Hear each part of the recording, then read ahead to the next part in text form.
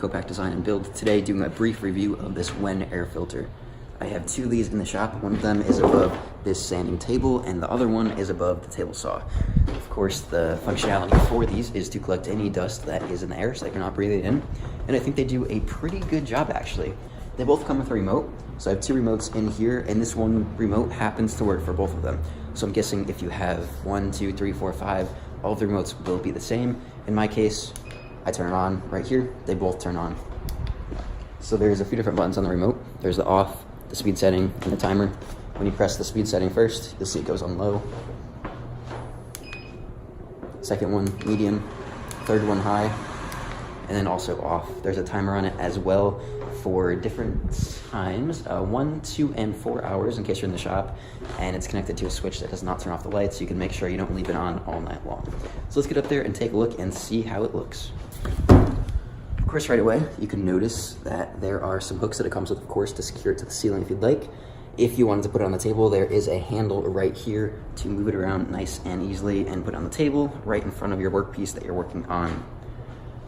You can see the air filters in the back. It actually comes with two of these, well actually one of each. So this is the first one, collects all the heavy duty dust. You can see there's clips. Take off the bottom one, take off the top one, and this pops right out. This collects the heavier dust. Of course, this micron filter, this collects the finer dust. This one pops out as well for cleaning or for replacement. You can see the metal housing for the motor unit inside of there. This pops right back in. Usually I'll turn it on because what happens, see that gets stuck up there a little bit, so I'll just put it on high.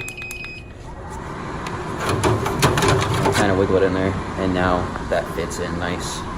And you can see this one right here, same thing. That pops in there nice, almost locks in if you get the angle right. And you can just close the clips.